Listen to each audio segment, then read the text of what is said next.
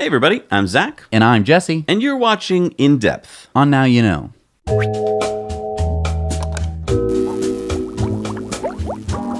This week's show is sponsored by our friends at the Schaumburg, Illinois Fairfield Inn and Suites by Marriott. What makes them special, Jesse? Well, they are the only hotel in the Chicago area that are solar powered. Yeah, they are. All right, so we're going to be covering in this In Depth another fantastic article by Ross Tessian in Seeking Alpha. Now, you might be saying Seeking Alpha.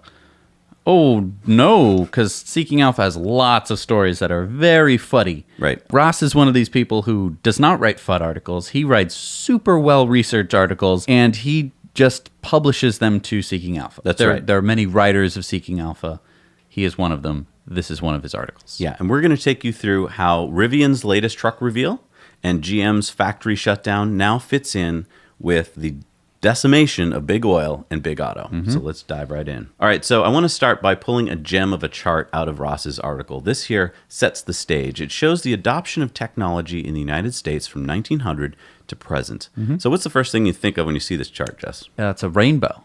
Yeah, it looks like a rainbow. It's a big, messy, squiggly bunch of lines. It's hard to understand. So let's break it down. Yeah, okay. The first line on the left is a big, dark blue line that shows that the telephone took 70 years to be adopted from about 10% adoption to 80% adoption. Wow, who was in like 1960 who didn't have a telephone? Well, think about a lot of parts of the country had to be wired. So if your town wasn't wired for a telephone, it wasn't cheap.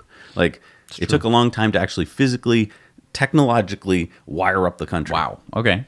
Next line is electricity, and that took 35 years for very similar reasons. If you didn't have a line going to your house with electricity, you didn't have electricity. Wow. Next is ICE cars. That took 50 years, and that's because they're not cheap. They were expensive, and they had horses. Why give up my horse? Right. I mean, I just feed him some hay, and I don't have to go to the gas station.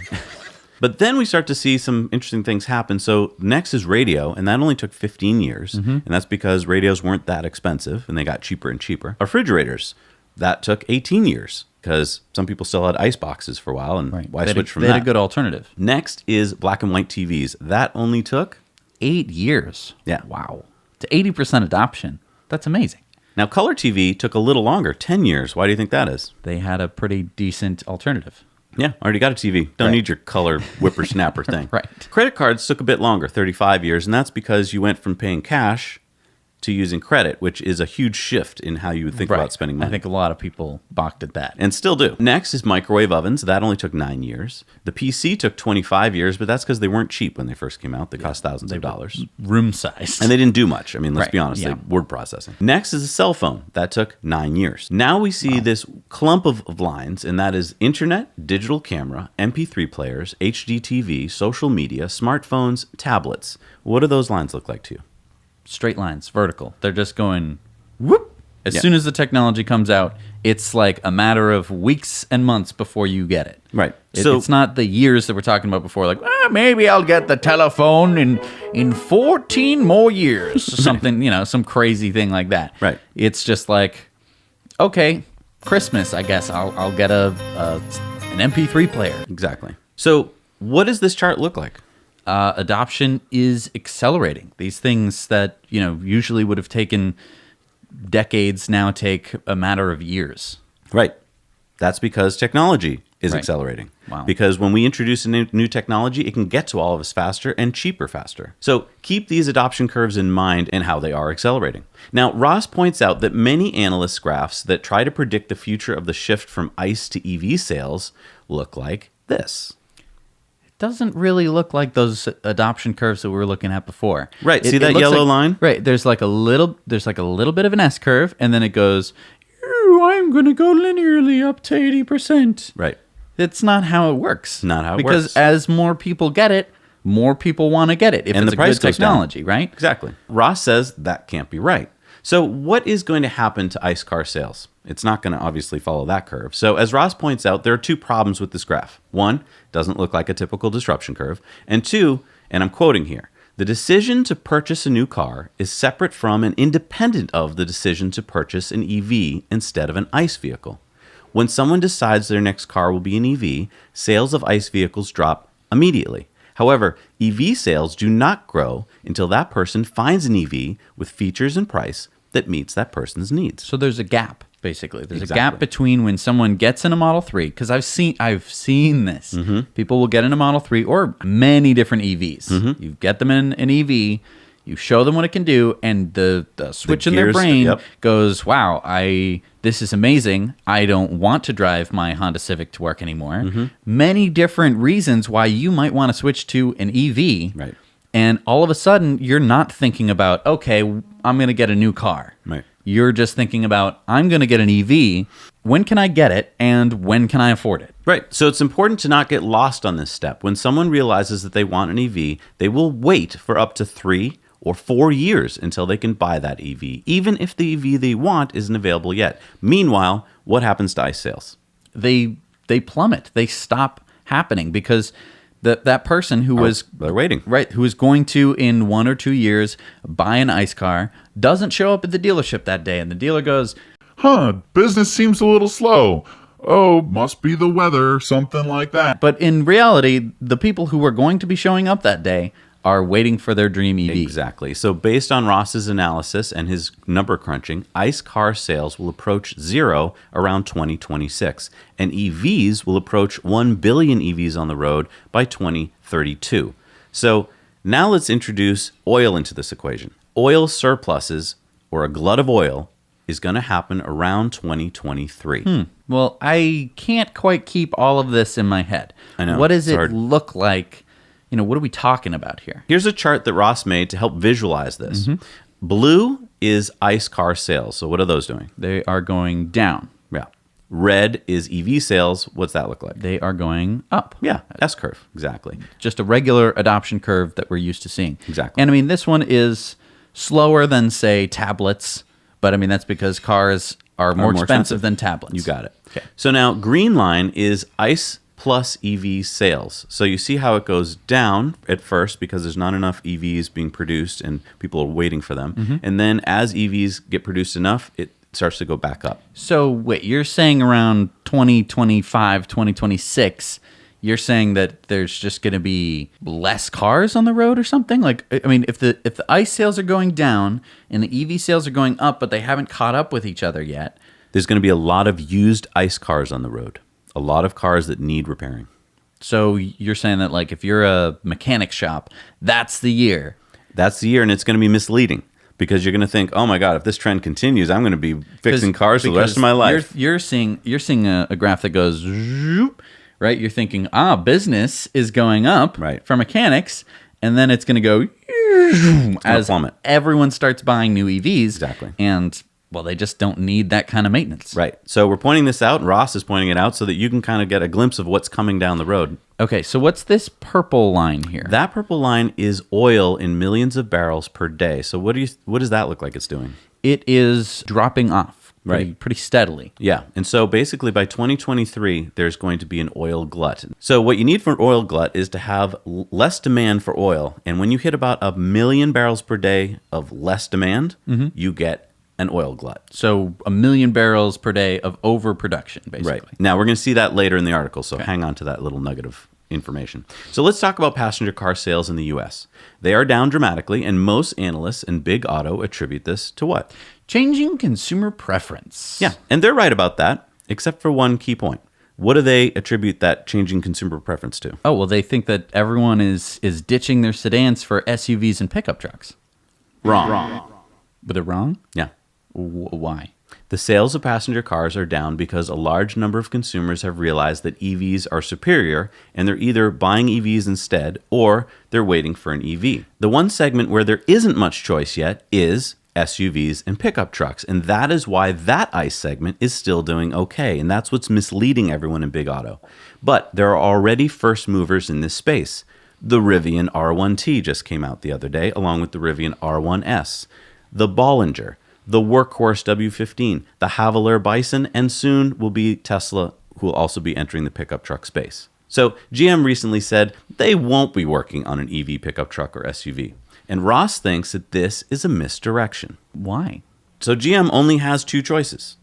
They can either say that we're going to come out with an electric pickup truck. Right. Why wouldn't they do that? Well, if they say that, what happens to their existing customers who are just about to buy a new pickup truck? They won't buy the pickup truck because they're worried about maintenance and it being, covered, and also why buy a worse technology if GM is switching? Right, and it's going to take GM and Ford years to actually come out with this pickup truck. So for years, they'll have no sales. I see. But what's the other option? The other option is say, we're not working on an EV pickup truck or SUV. Keep buying your GM and Fords. I see. So for a while, they're basically just lying to everyone, saying, you don't need electric pickup trucks. Keep buying our gas ones instead. Right. Well, there is a third option. Okay. And that would be that they say, we're not working on electric pickup trucks, and they're not. That's true. It's possible. I think that probably would be the worst option. That would be the worst option for them. Ross thinks that this is a misdirection. He thinks that GM and Ford are working on them and just can't tell anyone because the second they do, their sales will drop. And those sales will start to drop fast because it's hard for Big Auto to ramp up production fast enough to catch on to this trend. It doesn't even matter if they can hold off on this misdirection for long enough because all of these other competitors are entering the space. Right. What they were kind of banking on, I think, was that the Rivian was going to be kind of just a meh, kind of sort of like a workhorsey kind of meh-ish truck. Not that Workhorse couldn't work or anything like that, but I'm saying, it's not as exciting as the Rivian, or that the Tesla pickup truck wouldn't come out on time, or it would be dumb somehow. They're just hoping that there would be no one in this space and they would be safe for a while. There'd be this little safe haven. And let's remind everyone, GM is closing factories right now because the cars they're making nobody wants to buy. And that's just the passenger vehicles because there's now competition in that field. As soon as there's competition in the truck field, they'll be closing those plants as well. Right. So let's go to this question that Ross brings up. Could Tesla acquire Ford when Ford goes bankrupt? That's a question. Yeah. So, when Elon tweeted back in June that Tesla had hit 7,000 cars in 7 days, Ford's president for Europe, Middle East, and Africa, he tweeted, 7,000 cars, circa 4 hours. Heart Ford team. Now, as Ross and we pointed out at the time, this makes people who don't understand disruptions laugh at how small and inconsequential Tesla seems.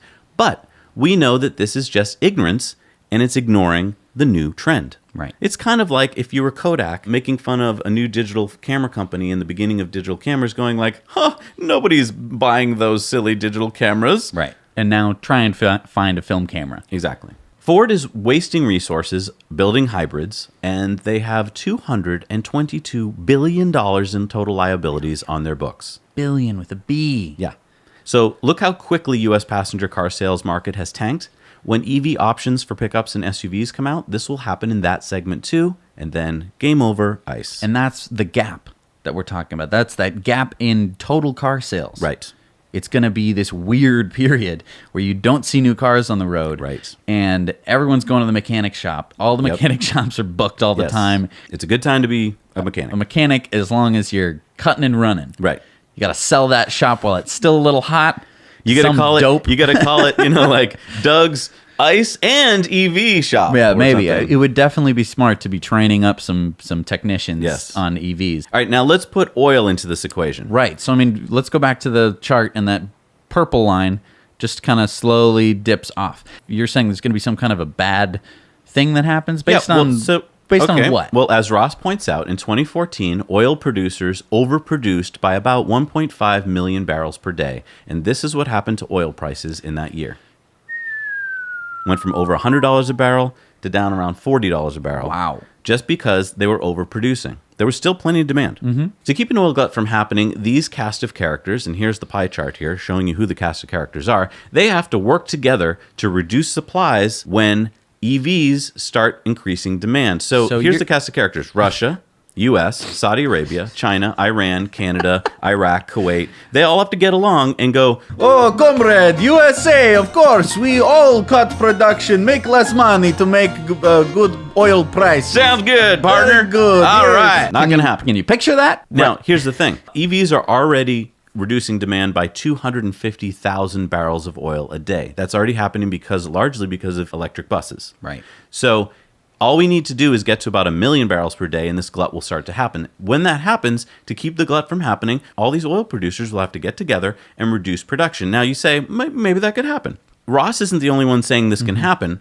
This Bloomberg chart shows the same thing, that by 2023, that's when we expect there to be this 1 million barrel per day oil glut. Now, you might say, Well, all they have to do is just cut production enough to keep that from happening. But let's take a look at this. 56% of global oil demand comes from transportation. Problem for oil producers in 2023 will be that each year it will get worse for them as more and more EVs are sold.